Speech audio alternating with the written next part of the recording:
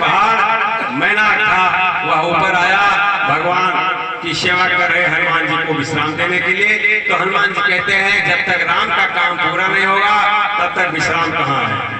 ये है पर्वत कौन था? तो जब पृथ्वीराज ने, महाराज पृथ्वी भागवत की कथा है, पृथ्वी को समतल कर रहे थे कृषि योग बनाने के लिए, तब वह सोने का पर्वत भाग के समुद्र में छूट गया था। तो उस समुद्र से पूछा कि मैं आपका कर्ज कैसे अदा करूंगा? तो समुद्र ने कहा जब हमारे कुल के राम आएंगे तो उनका दूत आएगा लंका जाने के लिए, उसको विश्राम करने के लिए आप आ जाना, आपका ऋण चुक जाएगा। आया, लेकिन हनुमान जी ने अपने चरण को लगा दिया और वह पहाड़ पर्वत पाताल चल गया। हनुमंत परसकर तीन कीन प्रणाम, राम काज कीने बिना मोहि का विश्राम।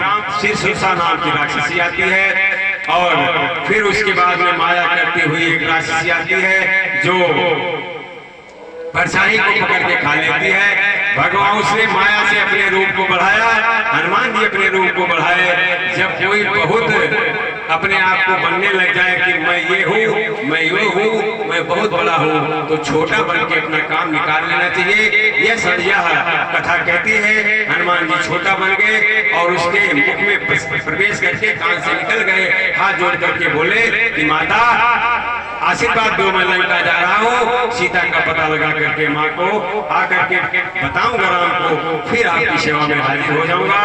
इस तरीके से लंकिनी मिलती है तो लंकिनी कहती है कि अरे मुझसे छुप करके चोर कहाँ जा रहा है, मैं तो चोरों का ही आहार करती हूँ।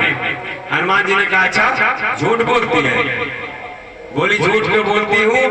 बोले हनुमान जी ने कहा सबसे बड़ा चोर तो तेरे लंका में बैठा है जो मेरी माँ को चुरा के लाया, उसको तो तूने खाया नहीं और मैं तो पता लगाने जा रहा हूँ मुझे खाएगी। एक मुष्टिका का प्रहार किया, उसके मुंह से खून गिर गया। तब ब्रह्मा का वरदान याद आ गया और उसने कहा परविश नगर कीजिए सब काजा, हृदय राख कौशल राजा। अब मुझे यकीन हो गया कि रावण के वंश का नाश होने वाला है। ब्रह्मा जी ने ऐसा वरदान किया है। हनुमान जी लंका में जाते हैं और तुलसीदास जी कहते हैं मंदिर मंदिर पथ कर शोधा, देखा जाता अग्नि जोधा। सब जगह देखा, कहीं सीता जी नहीं मिली। भविष्य की कुटी मिली, भविष्य से परिचय हुआ, भविष्य ने पता बताया। तो हनुमान जी जाते हैं, जिस समय हनुमान जी जाते हैं उस समय रावण अपने परिकरों के साथ, मंदोदरी के साथ, सेवकों के साथ सीता जी के पास आया और उनको धमकाता है कि 30 दिन में अगर मेरी बात नहीं मानेगी तो ये चंद्रहास से मैं तेरा गर्दन काट दूंगा।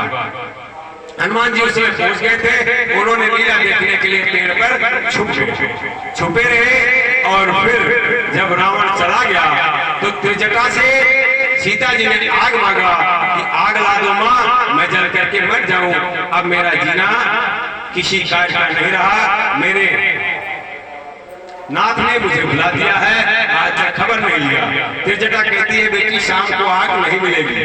परंपरा थी पहले आग जिला के रखा जाता था, जब दूध गर्म होता था गाय भैंस होती थी तो दूध के नीचे दूध जब जमा दिया जाता था तो उसमें आग कंडी डाल के उपला डाल के जलाया जाता था। शाम को कोई किसी को आग नहीं देता था। अब माचिस हो गई, पहले माचिस नहीं थी, लाइटर नहीं था जलाने वाला। आग को 24 घंटे घर में रखा जाता था। और यहाँ तक कि ब्राह्मण क्षत्रिय और वैश्य शादी करके जब आते थे तो जो शादी में जिस विवाह से हवन किया जाता था उस अग्नि को लेके आया जाता था और पति पत्नी जब तक दोनों जिंदा रहते थे तो नित्य उसी आग से हवन किया जाता था। इसको संध्या वंदन के रूप में भी कहा जाता है। हवन पार इसी से होता था। दोनों में से एक की मृत्यु हो जाती थी तो विवाह की जो आग आई होती थी उसी आग से उसको जला दिया जाता था और फिर यज्ञ कार्य पत्नी या पति अकेले नहीं कर सकता था। त्रिजटा ने कहा कि माँ, त्रिजटा ने कहा बेटी इस समय आग नहीं मिल सकती, रात हो गई है, धीरज रखो, प्रभु आएंगे, आपका कल्याण होगा। और सीता जी कहते हैं हाय मेरे प्राण जीवन अब